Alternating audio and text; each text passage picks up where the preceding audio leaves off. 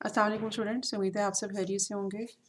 इस लेक्चर में आप वीक 8 के रिमेनिंग लेक्चर की वीडियो देखेंगे और थोड़ा सिमेट्रिक रखने के लिए या आप यूँ समझे कि रिकॉर्ड कीपिंग में आसानी के लिए मैं इसको लेक्चर 2 एंड 3 का नाम दे रही हूँ। अच्छा जी, जो हमारी इंटरैक्टिव सेशन मंडे को हुआ था उसमें हम लोगों ने ये देखा था कि अगर हमारे पास डीटीएफएस अवेलेबल हो, डीटीएफएस आप लोगों ने मतलब ट्यूटोरियल में देखा होगा या एसएनएस में पढ़ा होगा कि वो हम कैसे कंप्यूट करते हैं। तो उससे हम डीटीएफटी की एनालिसिस इक्वेशन कैसे निकाल सकते हैं, ठीक है? ये हम लोगों ने उस दिन देखा था और उसके अलावा एक चीज़ और देखी थी कि एनालिसिस इक्वेशन की अवेलेबिलिटी से सिंथेसिस इक्वेशन कैसे निकल सकती है, ठीक है? अब यहाँ पे आपको इस वीडियो को पॉज़ करके ज़रा अपने आप से पूछना चाहिए या रिवाइज़ करना चाहिए कि जो एनालिसिस इक्वेशन है और जो सिंथेसिस इक्वेशन है, ये दोनों इक्वेशंस किस लिए इस्तेमाल होती हैं? इन दोनों में डिफ़रेंस क्या है? अच्छा, यहाँ पर एक चीज़ जो हमें और देख लेनी चाहिए वो ये कि अब हम लोगों ने बिल्कुल शुरू के लेक्चर्स में पढ़ा था कि जो हमारे पास डिस्क्रीट टाइम सिग्नल्स होते हैं, ठीक है? उनको हम जब मतलब फ्रीक्वेंसी कंपोनेंट्स में कन्वर्ट करते हैं या उनकी हम फ्रीक्वेंसी कंपोनेंट्स देखते हैं, तो उसमें एक प्रिंसिपल रेंज हमें मिलती है, ठीक है? Which is from minus pi to pi, ठीक है? मतलब 0 टू पाई भी हो सकता है लेकिन ये हमारी प्रेफ़रेबल प्रिंसिपल या प्रेफर्ड प्रिंसिपल रेंज है। अच्छा, अगर तो हमारे पास डिस्क्रीट टाइम सिग्नल्स पीरियोडिक होंगे तो ये जो प्रिंसिपल रेंज है इसमें डिस्क्रीट फ्रीक्वेंसी कंपोनेंट्स होंगे, ठीक है? लेकिन अगर डिस्क्रीट टाइम सिग्नल्स अपीरियोडिक होंगे तो ये जो प्रिंसिपल रेंज है ना मतलब इसमें जो भी फ्रीक्वेंसी कंपोनेंट्स हैं उसमें एक कंटिन्यूटी का फैक्टर आएगा मसलन समथिंग लाइक दिस, ठीक है? तो ओके, इसको हम ज़रा अच्छा से ड्रॉ कर लेते हैं कि अगर हमारे पास डिस्क्रीट टाइम सिग्नल्स पीरियोडिक हैं तो इसमें हमारे पास कुछ लेट्स सपोज़ इस तरह से डिस्क्रीट फ्रीक्वेंसी कंपोनेंट्स आ गए। ये जो ब्लू मार्कर से ड्रॉन है ये मैंने एग्ज़ाम्पल ली है एक ऐसे सिग्नल की जो कि टाइम डोमेन में पीरियोडिक होगा और ये जो ब्लैक मार्कर से मैंने एक कंटिन्यूअस सिग्नल शो किया है, ये एक ऐसे डिस्क्रीट टाइम सिग्नल का स्पेक्ट्रम है जो कि टाइम डोमेन में पीरियोडिक होगा। ठीक हो गया? तो ये बात एक तो हमें समझ आनी चाहिए कि टाइम डोमेन में जो पीरियोडिसिटी है वो फ्रीक्वेंसी डोमेन में डिस्क्रिटाइज़ेशन देती है हमें और जो टाइम डोमेन में अपीरियोडिसिटी अगर हो तो वो फ्रीक्वेंसी डोमेन में कंटिन्यूटी देती है। ओके? अच्छा, लेकिन स्टिल अगर हम बात करें डिस्क्रीट टाइम सिग्नल्स की तो हमें जो मिलता है ना स्पेक्ट्रम या फ्रीक्वेंसी कंपोनेंट्स वो प्रिंसिपल रेंज में मिलते हैं। और जो हमारे पास मतलब ये एक प्रिंसिपल रेंज में जिस तरह की भी फ्रीक्वेंसी डोमेन कंपोनेंट्स हमें मिले हैं, वही जो चीज़ है ना वो आगे रिपीट होती जाएगी मतलब माइनस इन्फिनिटी से इन्फिनिटी। बेशक हम इसको अगेंस्ट के प्लॉट करें, चूँकि मैंने माइनस पाई से पाई लिखा हुआ है तो वो आप देख सकते हो कि दिस इज़ बेसिकली ओमेगा के, नॉट के। अगर के होगा तो ज़ाहिर-सी बात है कि ये इंटेग्रल कंपोनेंट्स होंगे। बेंज़ जिसे कहते हैं। अच्छा जी, ये वाली बात इम्पोर्टेंट है तो अब मैंने बात बताई इसलिए थी कि चूँकि हम डीटीएफटी कर रहे हैं तो डीटीएफटी में जो हमारे पास बेसिकली सिग्नल जो आता है उसको हम रिप्रेज़ेंट करते हैं। जो अभी किताब में नोटेशन है ना दैट इज़ ओमेगा। मैंने उसमें 2 डिफरेंट नोटेशंस यूज़ की थी। मैंने एक्स जे ओमेगा बी लिखा था और मैंने उसको eight times uh, x e raised j omega भी लिखा था, ठीक है? ये दोनों नोटेशंस यूज़ होती हैं। दे आर नॉट इनकरेक्ट लेकिन आपकी किताब यानी कि प्रोक्रेस में जो नोटेशन यूज़ हुई हुई है ना वो ये वाली है। तो मैं कोशिश करूँगी कि मैं इसी को लेके आगे चलूँ। लेकिन अगर मैं कभी-कभी इस तरह से या ऐसे लिख दूँ तो प्लीज़ बेयर विद मी और या तो आप मुझे करेक्ट कर देना या फिर आप समझ जाना कि actually what I want to write. अच्छा, अब हम लोगों ने उस दिन ये देखा था कि डीटीएफटी यानी कि एक्स ऑफ ओमेगा को हम कैसे लिखते हैं। पहले तो मैं ज़रा उसका एक्सप्रेशन लिख दूँ, ठीक है? उसको लिखा जाता है इस तरह से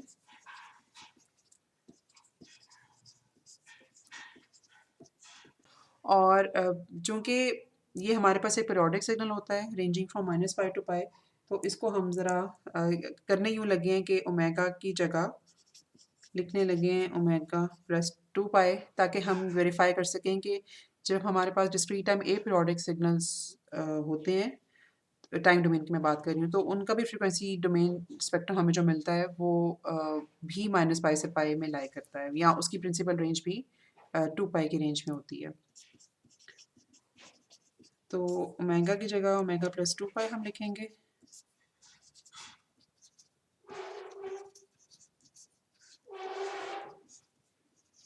ओमेगा प्लस 2 पाई हमारे पास यहाँ पे भी आ गया, और इसको हम अब लिख सकते हैं right side of the equation को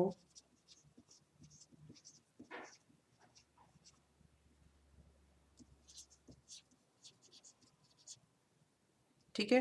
और ये चीज़ जो है ना, ये हमें बताया कि this thing is equal to 1।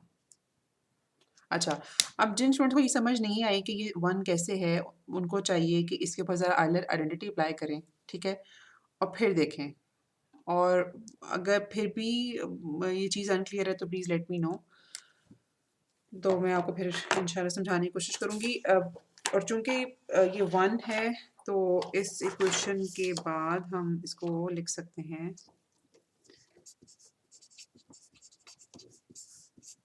इस तरह से।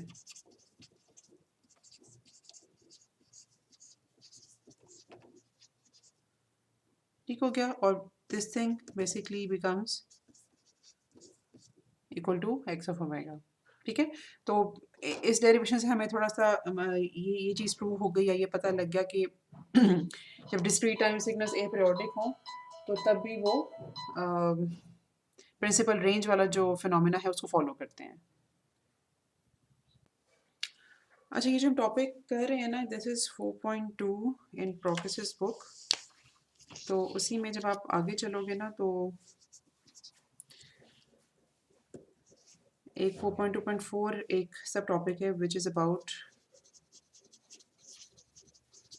Convergence of Fourier transform. ठीक है, अच्छा, इस टॉपिक में हम डेरिवेशन तो नहीं करेंगे, लेकिन इस टॉपिक को यहाँ पर जिक्र करने का मकसद इसका ये है कि यहाँ पे बहुत क्लियरली लिखा हुआ है कि हमारे पास जो फोरियर ट्रांसफॉर्म है ना, वो बेसिकली सिर्फ स्टेबल सिग्नल्स या सिस्टम्स पे लगता है। ठीक है, और अच्छा, अब जो स्टेबिलिटी का कॉन्सेप्ट है ना, वो हमारे लिए बड़ा क्लियर होना चाहिए। हमें स्टेबल सिस्टम्स का बहुत अच्छी तरह से पता है, और सिस्टम्स की जो 3 रिप्रेजेंटेशंस होती हैं, मसलन डिफरेंस इक्वेशन, या फिर एच ऑफ एन, या फिर एच ऑफ जी। ठीक है, इन तीनों की अवेलेबिलिटी से हम सिस्टम की स्टेबिलिटी का पता लगा सकते हैं। अच्छा, तो एफ ऑफ टी जो है ना, यानी कि sorry, not F of T, Fourier transform सिर्फ स्टेबल सिग्नल्स या सिस्टम्स के ऊपर अप्लाई होता है। और एक एक डेफिनेशन जो हमें बड़ी अच्छी तरीके से पता है, वो फिर मैं यहाँ पे लिख देती हूँ कि अगर हमारे पास एक अवेलेबल सिग्नल है और उसका हम मॉड लेके सारे सैम्पल्स को, जितने भी सिग्नल में सैम्पल्स हैं माइनस इन्फिनिटी से इन्फिनिटी तक, उन सब को सम अप करें, और अगर ये सम हमारे पास इन्फिनिटी से कम हो, तो we render that signal as stable, और सिर्फ इस तरह के सिग्नल के ऊपर फोरियर ट्रांसफॉर्म जो है वो अप्लाई होगा। ठीक है, अच्छा, यहीं से हम आगे which is unlike Z transform, जो हमने देखा था कि Z transform basically unstable signals and और सिस्टम्स पे भी अप्लाई हो सकता है। अच्छा, इसी के बाद फिर एक और सब टॉपिक है यहाँ पर, which is about computing energy if we are given with DTFT या फिर फ्रीक्वेंसी ट्रांसफॉर्म। इसका जो हेडिंग है इस टॉपिक की, that is energy spectrum density of A periodic signals. ठीक है, अब इसमें हमने एनर्जी क्यों नहीं बोला, या एनर्जी स्पेक्ट्रम डेंसिटी क्या चीज़ है, वो मैं आपको बताती हूँ। एनर्जी की प्रॉपर्ली कंप्यूटेशन जो है ना, वो आपको आपके जहन में होगी। एनर्जी, किसी भी सिग्नल एक्स ऑफ एन की एनर्जी हम इस तरह से कंप्यूट करते हैं कि हम उसका स्क्वायर लेते हैं हर सैंपल का। ठीक है, और हमारे पास वो जो स्क्वायर्ड सैंपल्स होते हैं, उन सबको हम फिर सम अप करते हैं जितने भी सैम्पल्स हों। तो that's why for a general equation we write कि समेशन जो है वो वेरी कर रही है माइनस इन्फिनिटी से इन्फिनिटी तक, ठीक है। अच्छा, अगर हमारे पास अब टाइम डोमेन की इन्फॉर्मेशन ना हो और उसकी बजाय फ्रीक्वेंसी डोमेन की इन्फॉर्मेशन हो, तो इस इक्वेशन को हम या उस टर्म को हम कैसे इस्तेमाल करते हैं एनर्जी कंप्यूट करने के लिए, we do something like this. अच्छा, अगेन ये मैंने आउट ऑफ प्रैक्टिस लिखा है। अगर मैं किताब की नोटेशन फॉलो करूँ तो it should be x of omega, ठीक है। उसका हम स्क्वायर करते हैं माइनस पाई से पाई, जो हमारी मतलब प्रिंसिपल रेंज है, ठीक है। और चूंकि ये अब एक कंटिन्यूस सिग्नल है, उसमें किसी स्टूडेंट ने समेशन और इंटीग्रेशन की बात की थी, तो यहाँ पर बिल्कुल वही फिनोमिना आपको नज़र आएगा कि जब हमारे पास डिस्क्रीट सैम्पल्स हैं ना, तो उन सब सैम्पल्स को हम सम अप करके तो मतलब सम अप कर रहे हैं एनर्जी के लिए, ठीक है। यहाँ पर हमारे पास एक कंटिन्यूस सिग्नल है, यानी कि कंटिन्यूस वेरिएबल के ऊपर डिफाइंड है, तो उसका एरिया अंडर द कर्व निकालने के लिए या टोटल इम्पैक्ट निकालने के लिए हम उसको इंटीग्रेट करेंगे, ठीक है। और यहाँ पर हम इसको फिर मल्टीप्लाई करते हैं 1/2 पाई से। अच्छा, ये जो स्क्वायर टर्म है ना, एक्स ओमेगा उसका स्क्वायर, इसको हम बेसिकली एनर्जी स्पेक्ट्रल डेंसिटी कहते हैं। क्योंकि अगर आप यहाँ पे नोट करो तो चूँकि ये एक कंटिन्यूस सिग्नल है ना, तो इसमें किसी इंडिविजुअल पॉइंट की या इंडिविजुअल फ्रिक्वेंसी के ऊपर जो सिग्नल की वैल्यू है, उसकी अपनी इम्पोर्टेंस इतनी नहीं होती। एक एक ओवरऑल रीजन के ऊपर या एक ओवरऑल रेंज के ऊपर जो सिग्नल है, इम्पोर्टेंस उसकी होगी, ठीक है। प्रॉब्ली आप लोगों ने इस तरह की कोई चीज़, अगर कुछ कोई मैकेनिकल से रिलेटेड सब्जेक्ट पढ़ा है, तो उसमें आप लोगों ने कोई चीज़ पढ़ी होगी कि जब हमारे पास एक कंटिन्यूस सिग्नल होता है ना, तो उसमें इंडिविजुअल पॉइंट की या इंडिविजुअल इंस्टेंट की जो इंफॉर्मेशन है या इम्पोर्टेंस है, वो लूज़ हो जाती है। तो इसलिए इसको हम ओवरऑल मतलब call it energy spectral density.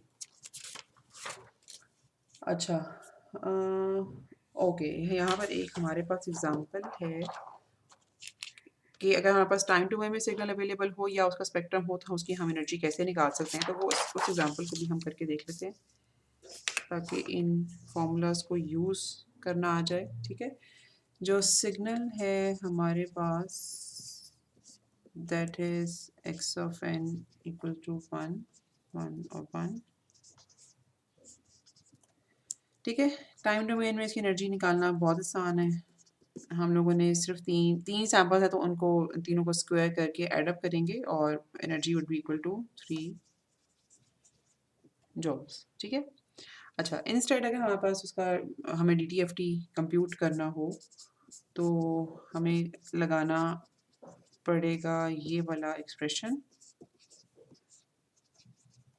ठीक है। और इस एक्सप्रेशन को यूज़ करके हम लिखेंगे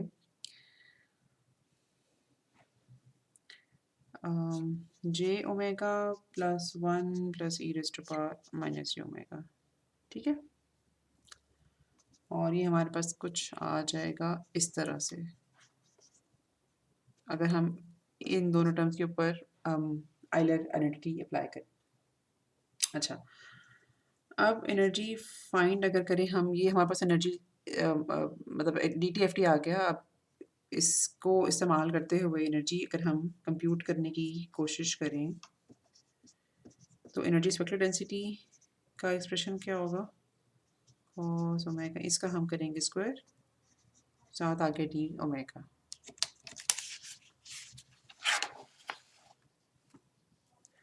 अच्छा, इसको मैं बहुत डिटेल से सॉल्व नहीं करूँगी, मैं यहाँ पे इसका एक्सप्रेशन लिख देती हूँ और थोड़ी सी कंप्यूटेशंस आप इसके आगे से करना।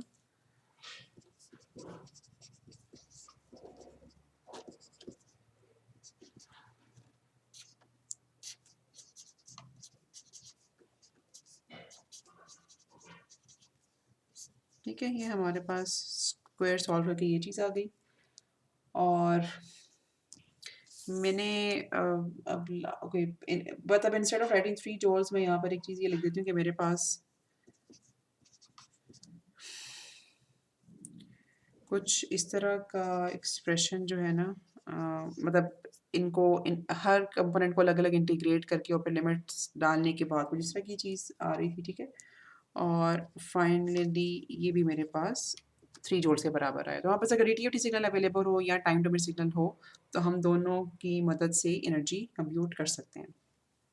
अच्छा, और इसी 4.2 में ही एक और बहुत इम्पोर्टेंट टॉपिक है,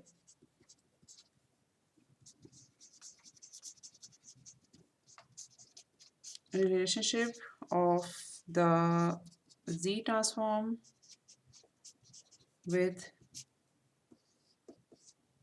फोरियर ट्रांसफॉर्म। अच्छा, अब ये इसलिए बहुत इम्पोर्टेंट है कि ये हम जब चैप्टर 5 पे जाएंगे ना इस चैप्टर के बाद, तो वहाँ पर बड़ा हम इंटरचेंजेबली जी ट्रांसफॉर्म और फोरियर ट्रांसफॉर्म के एक्सप्रेशंस यूज़ करेंगे, इसलिए यहाँ पर इस चीज़ को समझना बड़ा ज़रूरी है। अच्छा, पहले हम इस टॉपिक को समझने के लिए या इस रिलेशनशिप को समझने के लिए जो स्टार्ट लेंगे ना वो लेंगे जी ट्रांसफॉर्म के एक्सप्रेशन से, ठीक है। वो एक्सप्रेशन हम लोगों ने इस तरह से लिखा था,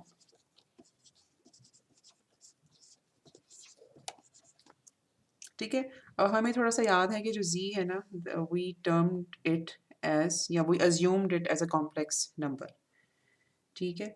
और हम लोगों ने कहा था कि अगर हम उसे पोलर फॉर्म में लिखना चाहें तो हम उसे कुछ इस तरह से एक्सप्रेस कर सकते हैं, ठीक है।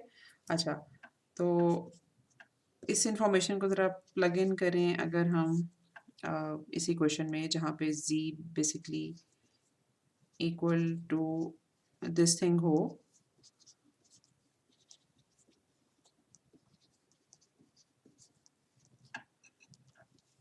तो z की जगह हम लिख सकते हैं e to power j omega raise to power minus n, ठीक है। अच्छा जी,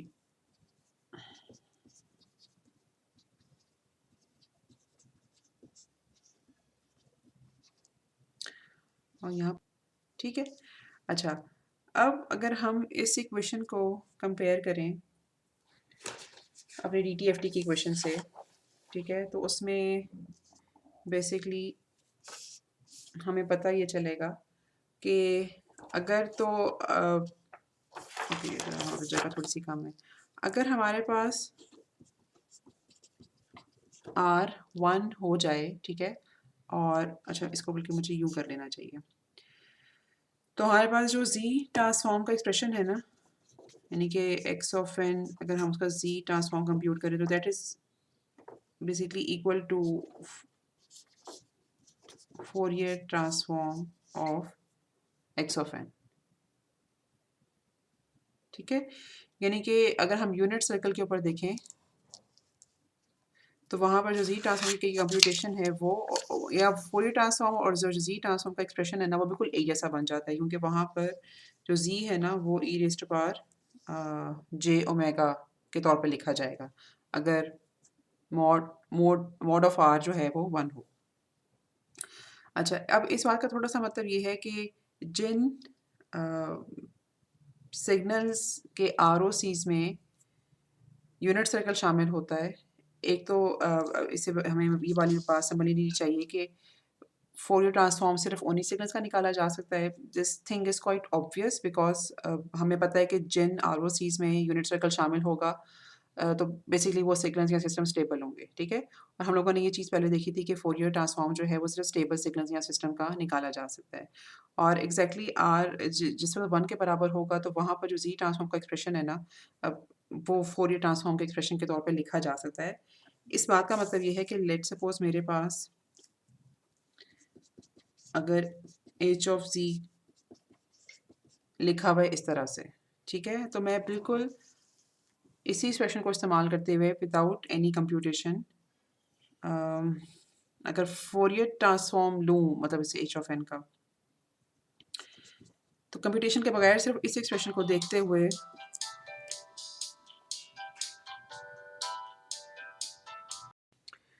अच्छा जी, तो हमारे पास अगर ये एक्सप्रेशन अवेलेबल हो ट्रांसफर फंक्शन का या h ऑफ z का, और हम उसका फ्रीक्वेंसी रिस्पॉन्स अगर लिखना चाहते हैं या DTFT लिखना चाहते हैं, तो हम h ऑफ ओमेगा डायरेक्टली लिख सकते हैं इस एक्सप्रेशन को देखकर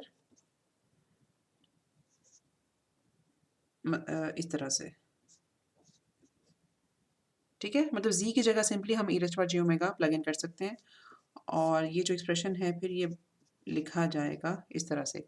अच्छा, एक चीज़ जो मैंने चूँकि यहाँ पर टर्म एक दो दफ़ा यूज़ की है तो मैं चाहूँगी कि ये हम देख लें कि एच ऑफ जी जो होता है ना वो बेसिकली उसको हम कहते हैं सिस्टम का ट्रांसफर फंक्शन, ठीक है। और एच ऑफ ओमेगा जो होता है ना we would call it system का फ्रीक्वेंसी रिस्पॉन्स, क्योंकि हमें इस एक्सप्रेशन से एग्जैक्टली पता लग सकता है कि सिस्टम को इनपुट पे कौन सी फ्रीक्वेंसी दी जाए तो वो आउटपुट पे मतलब उस फ्रीक्वेंसी को कितना अटेनुएट या एम्पलीफाई करेगा, ठीक है।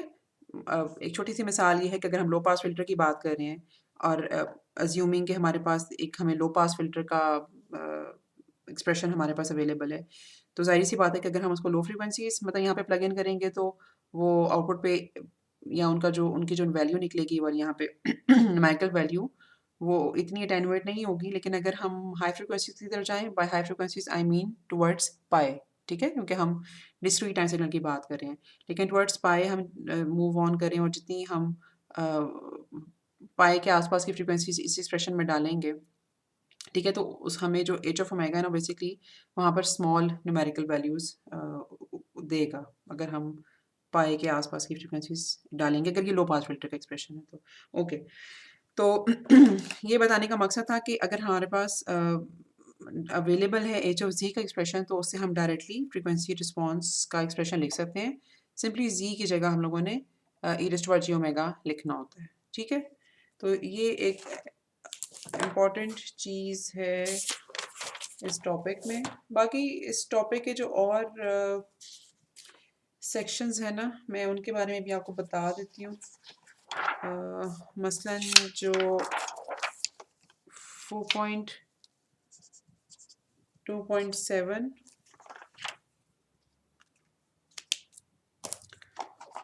और 4.2.8 हैं, ये दोनों एक्सक्लूडेड हैं, ये तो आपको बिल्कुल पढ़ने की ज़रूरत नहीं है, ठीक है। बाकी जब आप 4.2.9 देखोगे या 4.2.10 तो you can give it a try, you can give it a read, basically give them a read. दोनों आसान से टॉपिक्स हैं, इनकी कई चीज़ें आपने पहले पढ़ी होंगी, आपके लिए नई चीज़ें नहीं होंगी, ठीक है। तो इन दोनों को आप एक दफ़ा पढ़ लेना, न्यूमेरिकल्स नहीं है कुछ कॉन्सेप्ट्स हैं, एक दफ़ा पढ़ लोगे रिवाइज हो जाएंगे, अच्छी बात है, ठीक है। अच्छा, अब ज़रा एक इम्पॉर्टेंट टॉपिक करने लगे हैं which is the last topic of this chapter and that is about properties of Fourier transform for discrete time signal, ठीक है। अच्छा, इसमें जो पहली प्रॉपर्टी हम लोगों ने देखी है ना, it is about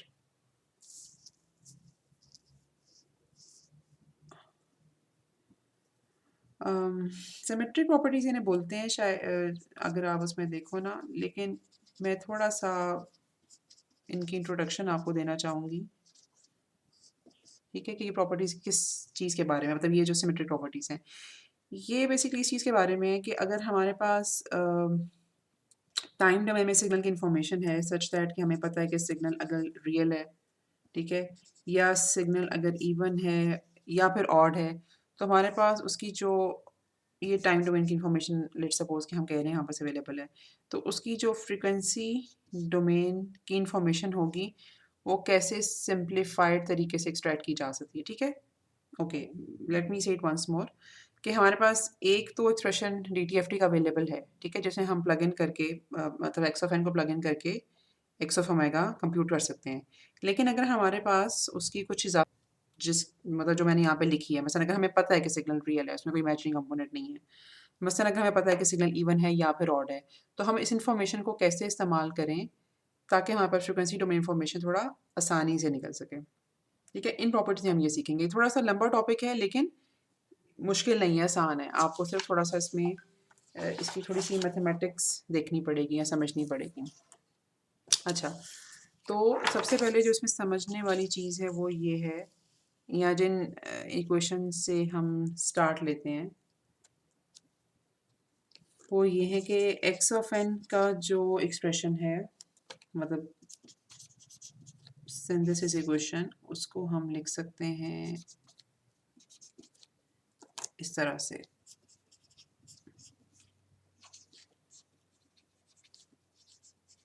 you must know very well कि सिंथेसिस इक्वेशन किसे कहते हैं, ठीक है।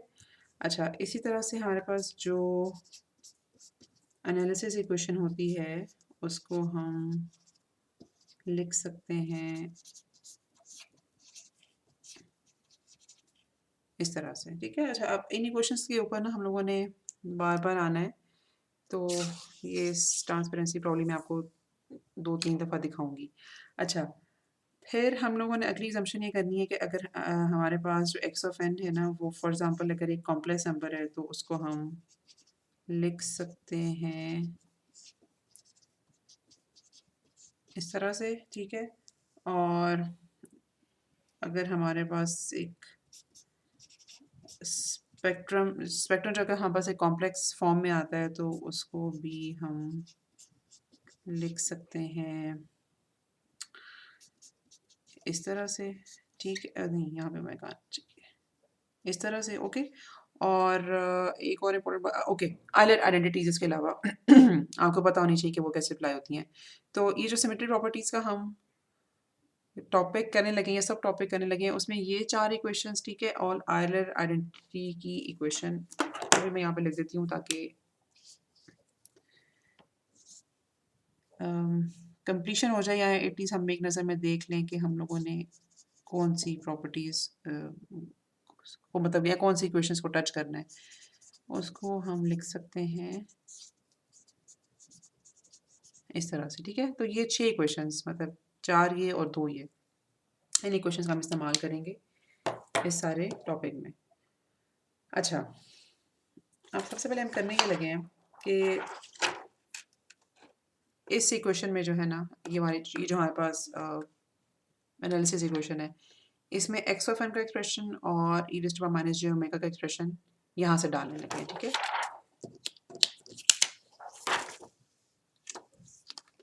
तो हमारे पास इक्वेशन किस तरह से लिखी जाएगी,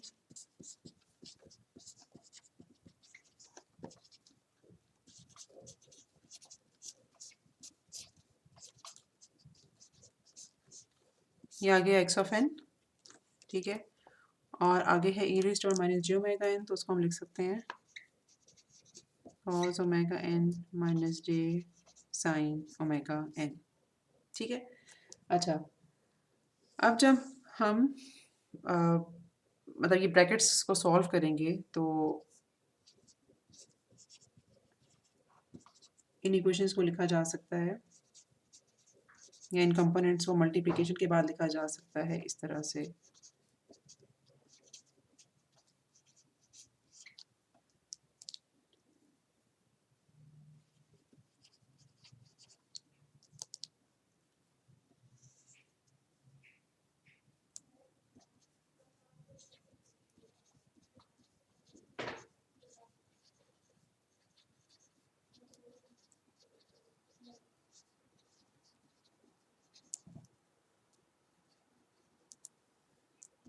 जे के साथ आ गई वाली ब्रैकेट्स, और ये जो ब्रैकेट्स है ना ये वाली स्क्वायर ब्रैकेट्स की बेसिकली मैं इसे लगाई है ताकि हमें ये चीज़ पता रहे कि ये सब चीज़ें समेशन के अंदर आ रही हैं, ठीक है। और ये जो पैरेंथेसिस हैं इसके साथ मैंने जे लिखा है, ओके। तो ये हमारे पास आ गया डी टी एफ टी का डिटेल एक्सप्रेशन। और इसी तरह से अगर हम सिंथेसिस इक्वेशन, ये जहाँ पर सिंथेसिस इक्वेशन है इसमें एक्स ऑफ ओमेगा का एक्सप्रेशन यहाँ से लें, का एक्सप्रेशन यहाँ से लें, तो उसको हम लिख सकते हैं। मैं अगर इसका फाइनल एक्सप्रेशन लिखूं तो वो मेरे पास कुछ ऐसा बन जाएगा।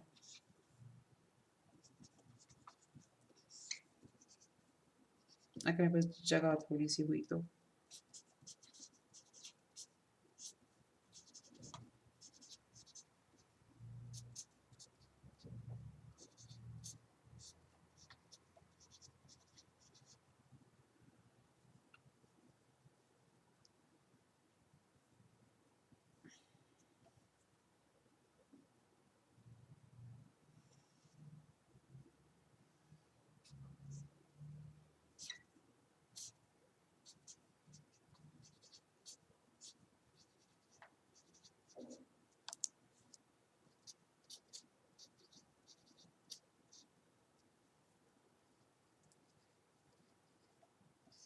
ठीक है। जे के साथ ये दो एक्सप्रेशंस आ गए, यहाँ पर हमारी स्क्वायर ब्रैकेट्स हो रही हैं क्लोज, और यहाँ पे हम लिख सकते हैं डी ओमेगा। ठीक है, तो एक्स ऑफ ओमेगा और एक्स ऑफ एन यानी कि सिंथेसिस और एनालिसिस इक्वेशन को हम लोगों ने इस ट्रांसपेरेंसी के ऊपर कुछ इक्वेशंस लिखी थी, ठीक है, उनकी मदद से कुछ इस तरह डिटेल में लिख लिया। अच्छा, अब यहाँ से आगे हम थोड़ी सी assumptions करते जाएंगे और फिर इन इक्वेशंस की मदद से थोड़ी सिंप्लीफाइड इक्वेशंस निकालने की कोशिश करेंगे। मसलन अगर हमारे पास ये इंफॉर्मेशन हो कि हमारा टाइम डोमेन का सिग्नल रियल है, ठीक है, मतलब ओके, इसको मैं इस तरह से लिख देती हूँ क्योंकि सिमेट्रिक प्रॉपर्टीज़ का भी सब पार्ट है। अगर हमारे पास ये इन्फॉर्मेशन अवेलेबल है कि टाइम डोमेन का सिग्नल रियल है, इसका मतलब ये होगा जो एक स्ट्रेट अवे assumption या सब्स्टिट्यूशन हम कर सकते हैं वो ये वाली होगी। ठीक है, अच्छा, अब ये सब्स्टिट्यूशन जब हम ये जो एक्स ओमेगा की इक्वेशन हम लोगों ने यहाँ पे लिखी थी, मतलब यहाँ पर जहाँ जहाँ पे एक्स ऑफ आई एन है वहाँ पे हम ज़ीरो प्लग इन करें तो हमारे पास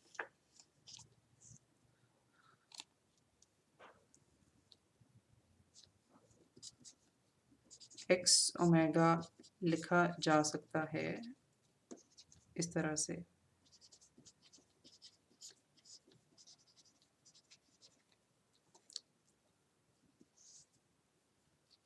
ठीक है, यहाँ दूसरी टर्म पर ज़ीरो आ गई और प्लस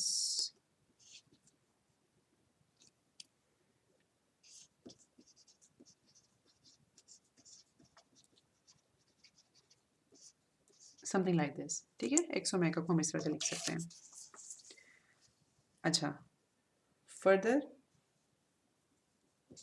इसका जो रियल पार्ट है वो लिखा जा सकता है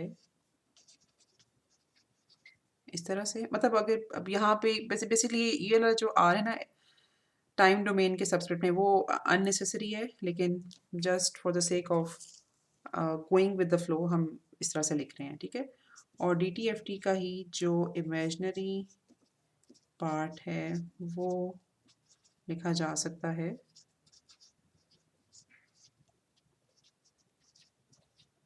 इस तरह से। ठीक है, अब चूंकि हमारे पास ये दो इन्फॉर्मेशन अवेलेबल हैं तो हम अगर हमने मतलब एक्स ऑफ एन को निकालना हो तो वो हम निकाल सकते हैं, लेकिन अभी चूंकि हम स्टार्ट हम लोगों ने ये इस असम्पशन से किया कि हमारे पास एक्स ऑफ एन की कुछ इन्फॉर्मेशन अवेलेबल है और एक्स ऑफ एन अवेलेबल है, तो हम थोड़ा सा डी टी एफ टी में इंटरेस्टेड हैं। अच्छा, यहाँ से आगे अब एक एग्जांपल मैं लेके चलूँगी ताकि हम इसको देख सकें कि हम लोगों ने जो कंप्यूटेशंस की हैं इसकी एप्लीकेशन या इसका फ़ायदा क्या होता है। मसलन मेरे पास एक एक्स ऑफ एन है जिसकी इक्वेशन या जिसका कुछ मतलब सैम्पल सेट कुछ इस तरह का है। ठीक है, अब ये मेरे पास इंफॉर्मेशन अवेलेबल है कि ये सिग्नल रियल है। ठीक है, इसका हम डी टी एफ टी का रियल पार्ट अगर देखें तो वो लिखा जा सकता है। मैं थोड़ी डिटेल में लिख, एक दो दफ़ा अगर आप डिटेल से करोगे उसके बाद आपको करना आ जाएगा। ठीक है, एक्स ऑफ -2 कॉस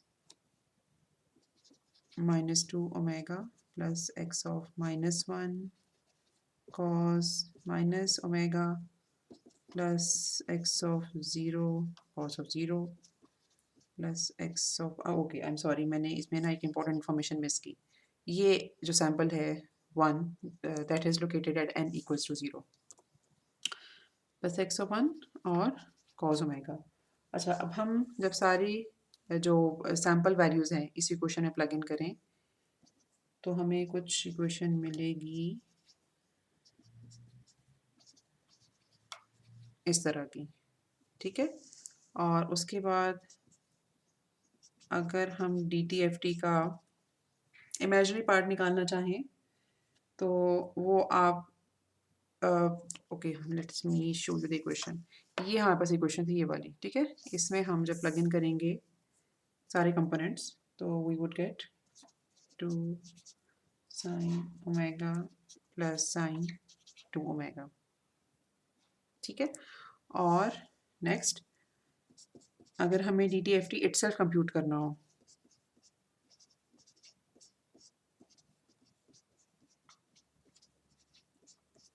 तो वो कंप्यूट होगा इस तरह से, मतलब इसका जो मैग्नीट्यूड पार्ट है।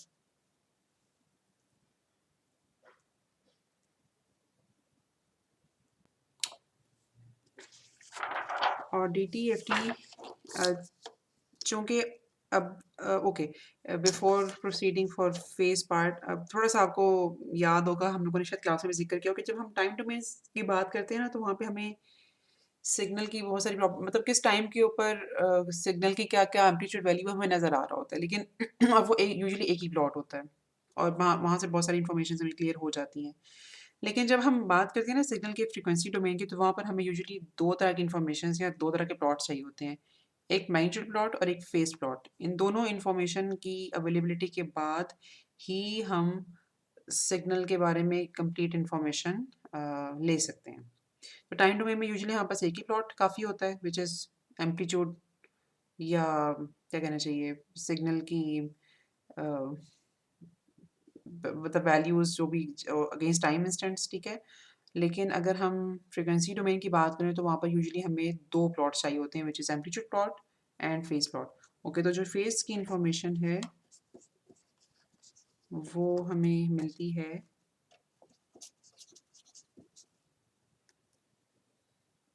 अच्छा नहीं, यहाँ पे माइनस यहाँ पे तो नहीं लिखेंगे, अगर हमारे पास ओवरऑल इस टर्म में माइनस है तो वो फिर इस्तेमाल होगा इक्वेशन में। ठीक है, ये हमारे पास आ जाएगी फेस इक्वेशन। अच्छा, ये परहैप्स थोड़ा सिग्नल ही इतना मुश्किल नहीं था, लेकिन अगर हमारे पास थोड़े से कॉम्प्लिकेटेड सिग्नल्स हों या थोड़े से लंबे सिग्नल्स हों तो बेसिकली इस तरीके से एक्स यानी कि रियल पार्ट निकाल के इमेजिनरी पार्ट निकाल के हम मैग्नीट्यूड और फेस इंफॉर्मेशन तक थोड़ी आसानी से पहुंच सकते हैं। ओके, तो हमारे पास अगर टाइम डोमेन सिग्नल था इटसेल्फ और अगर हमारे पास इंफॉर्मेशन थी कि वो सिग्नल इटसेल्फ रियल है, तो हम डी टी एफ टी की जो हर तरह की कंप्यूटेशंस हैं, मतलब उसका डी टी एफ टी का रियल पार्ट, इमेजिनरी पार्ट, उसका मैग्नीट्यूड और उसका फेज, इस तरह से निकाल सकते हैं। ठीक है, अब मज़ीद देखते हैं कि अगर हमारे पास टाइम डोमेन की इंफॉर्मेशन में उसका रियल होने के अलावा ये भी पता चले हमें कि वो इवन है या ऑड है, तो वो हमें किस तरह से हेल्पफुल होता है।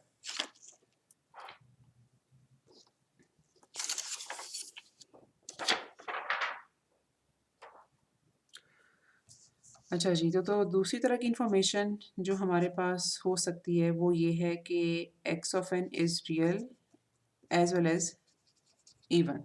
ठीक है, तो यहाँ पर भी जो एक्स आई एन है उसको ज़ीरो हम सब्स्टिट्यूट कर ही सकते हैं क्योंकि टाइम डोमेन का सिग्नल रियल है। अच्छा, तो इस सूरत हाल में जो डी टी एफ टी का रियल पार्ट है जिसको हम लोगों ने निकाला था, मतलब ये तो पार्ट होल्ड करेगा, ठीक है। लेकिन फर्दर चूंकि एक्स ऑफ एन भी रियल सिग्नल इवन सिग्नल है, कॉज ओमेगा एन भी एक इवन सिग्नल है, तो इवन सिग्नल का हम थोड़ा सा फ़ायदा उठा सकते हैं इस तरह से।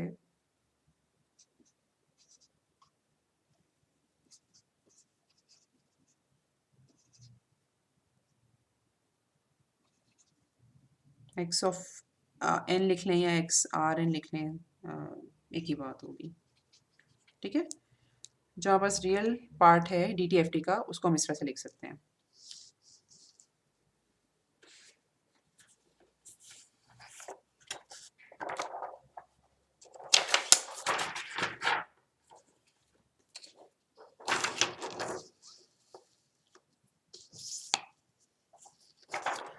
अच्छा जी, नेक्स्ट हमारे पास डी टी एफ टी का हम इमेजिनरी पार्ट निकालना चाहते हैं।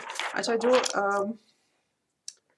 हमारे पास इक्वेशन थी ना इमेजिनरी पार्ट की कंप्यूटेशन की, वो ये वाली थी।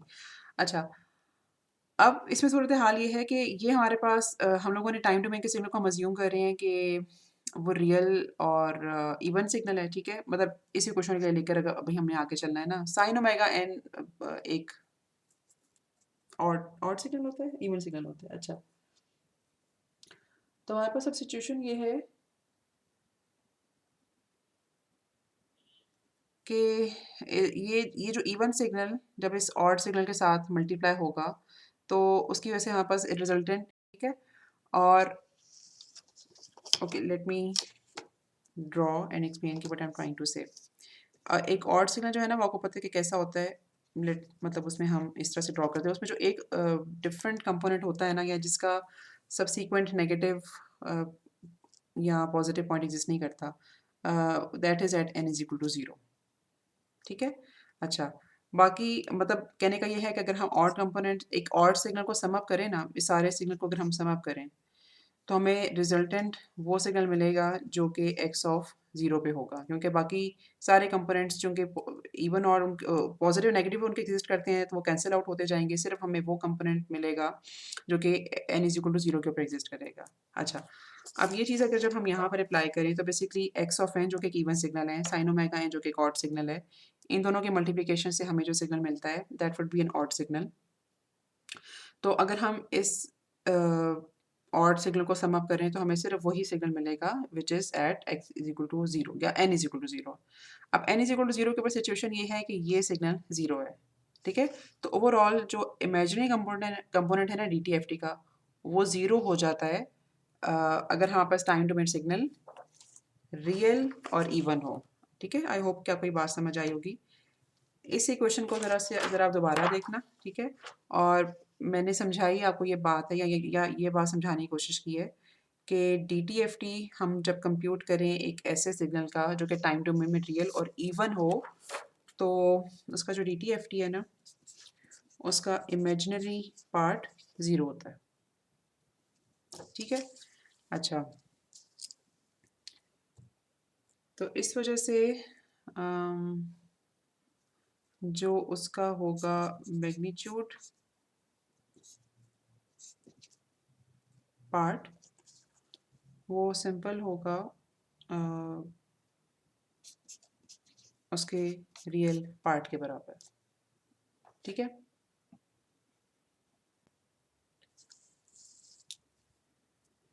ओके, इसकी भी यहाँ पर हम एक एग्जांपल कर लेते हैं, ताकि थोड़ी सी इसकी कंप्यूटेशन ये हमें करनी आ जाए।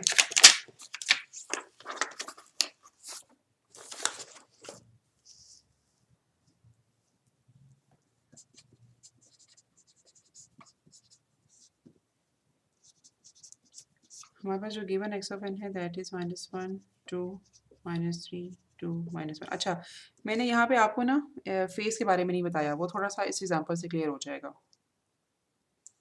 कि रियल और इमेजिनरी टाइम डोमेन सिग्नल्स हों तो उनका फेस किस तरह से निकलता है। ओके, ये हमारे पास एक्स ऑफ एन है और x of omega would be given as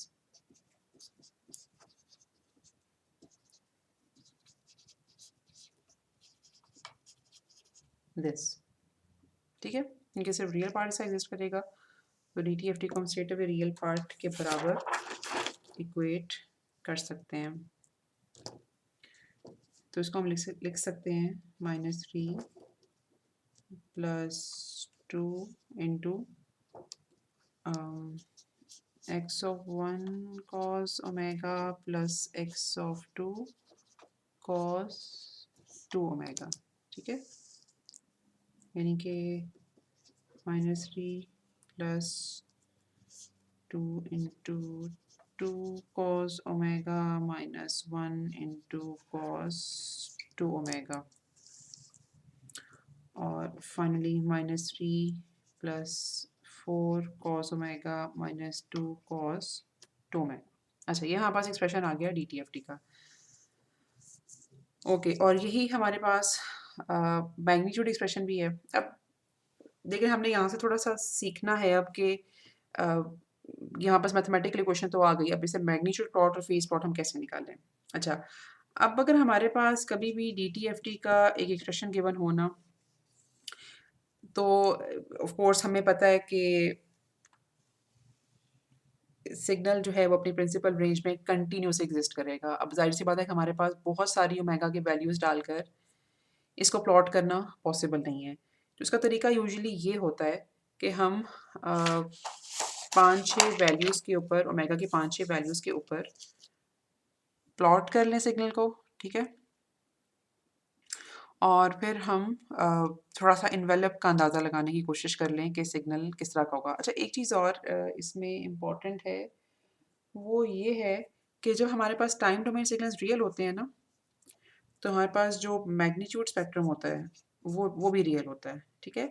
if time domain signals are real, ठीक है, which is most of the time the case, लेकिन हमेशा ऐसा नहीं होता। यानी कि टाइम डोमेन सिग्नल्स अगर किसी वजह से इमेजिनरी हों, तो फिर ये कंडीशन एग्जिस्ट नहीं करेगी, लेकिन हम एटलीस्ट अंडरग्रेड में टाइम डोमेन सिग्नल्स को रियल ही कंसिडर करते हैं। अच्छा, तो अगेन अगर टाइम डोमेन सिग्नल्स हमारे पास रियल हों, तो हमारे पास जो मैग्नीट्यूड बनता है ना DTFT का, that is basically a real signal, sorry an even signal, ठीक है? और इवन सिग्नल का फ़ायदा ये है कि अगर हम इसको सिर्फ 0 से लेकर पाई तक प्लॉट कर लें, तो वी एग्ज़ैक्टली नो कि हम उसको अब 0 से लेकर 2 पाई तक रेप्लिकेट कैसे करेंगे। अच्छा, और इसी तरह से जो हमारे पास फेस प्लॉट होता है, दैट इज़ बेसिकली ऑड। अच्छा, अब हम इसको ऑड बताने के लिए परहैप्स हमें इस तरह की क्वेश्चन लिखनी चाहिए, ठीक है? तो phase plot is basically an odd signal, ठीक है? और magnitude plot is basically an even signal. अच्छा, अब ये वाला जो कहानी मैंने आपको सुनाई है, वो इसलिए सुनाई है कि मैं एक्स ऑफ ओमेगा बेसिकली आपको प्लॉट करके दिखाना चाह रही हूँ। तो उसको मैं सिर्फ 0 से लेकर पाई तक प्लॉट करूँगी, और फिर हम उसको रेप्लिकेट कर लेंगे 0 से बियॉन्ड, यानी कि 0 से लेकर माइनस पाई तक। अच्छा, तो ये हमारे पास एक्स ऑफ ओमेगा का एक्सप्रेशन है, ठीक है? और हम अगर पाई की, मैं अब यहाँ पे लिखती हूँ, ठीक है? ये हम यहाँ पे लेंगे पाई, और यहाँ पर हम एक्स ऑफ ओमेगा की न्यूमेरिकल वैल्यू लिखेंगे। मसलन जब पाई को हम 0 लेंगे, तो हमारे पास यहाँ पर आएगा -1, ठीक है? यहाँ पर हम जब लिखेंगे पाई बाय 5, तो हमारे पास आएगा -0.382। इसी तरह से 2 पाई बाय 5 -0.146। ये सारी वैल्यूज जो है ना, मतलब पाई की मैं इस वाले एक्सप्रेशन में डाल रही हूँ। फिर 3 पाई बाय 5 -2.618, 4 पाई बाय 5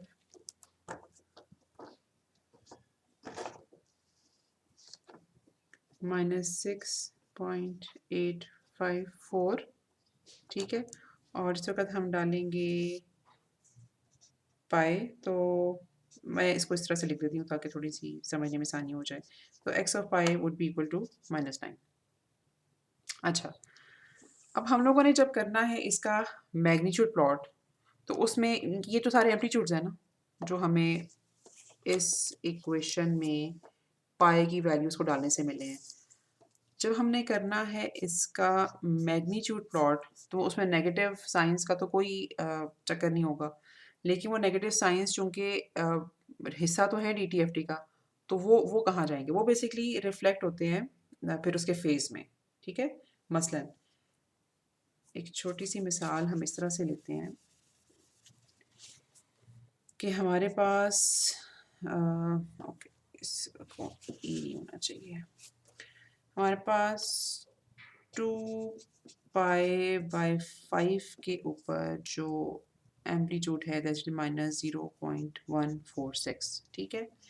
अच्छा, इसको हम लिख सकते हैं बेसिकली 0.146 और e raised to power j pi, because you know कि e raised to power j pi would be equal to cos pi plus j sin pi sine pi हो जाएगा 0, कॉस पाई हो जाएगा -1, तो ये दोनों जो एक्सप्रेशन हैं दे आर इक्विवेलेंट। अच्छा, फर्दर इसको लिखा जा सकता है 0 पॉइंट अच्छा शायद हमें लिखने की ज़रूरत नहीं है, लेकिन जो चीज़ मैं आपको बताना चाह रही हूँ वो ये कि ये हमारे पास जो 0.146 है ना, that is basically this thing, या पाई की जगह हम 2 पाई/5 भी लिख सकते हैं, ठीक है, उसका मैग्नीट्यूड, और साथ हम लिख सकते हैं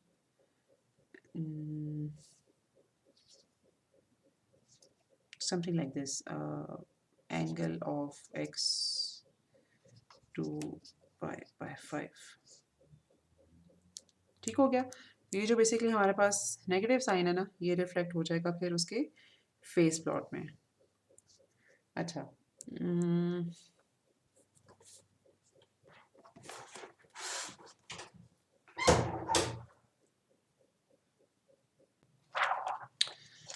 अच्छा जी, तो अब हम जब इस इंफॉर्मेशन को लेकर आगे चलते हैं, तो जो हमारा मैग्नीट्यूड प्लॉट है that can basically be plotted as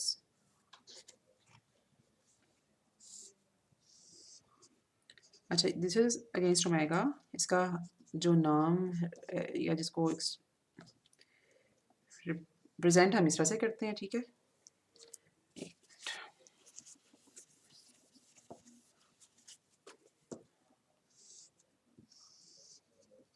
ठीक है, और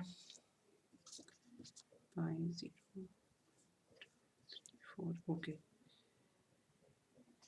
तो 0 से लेकर पाए तक जो मेरे पास ये वाली वैल्यूज़ है ना, इनको मैं जब प्लॉट करने की कोशिश करूँ तो मैं बस स्केल तो नहीं प्लॉट करी, मैं थोड़ा अंदाज़ा लगाऊंगी। 1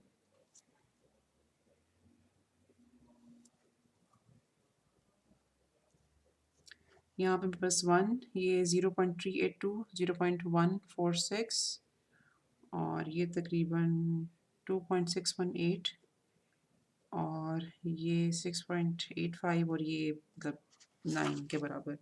तो मेरे पास अप्रॉक्सीमेटली ना ये कुछ इस तरह से सिग्नल बना है, ठीक है, 0 से अगर हम पाई की बात करें। ओके, और इसी को हम इस इंफॉर्मेशन को हम इस्तेमाल कर सकते हैं सिग्नल। अच्छा, मैंने अब इसको कंटिन्यूस जो है ना वो आई एम श्योर कि यू नो मैंने क्यों बनाया है, क्योंकि ये हमें कंटिन्यूस सिग्नल ही मिलेगा, और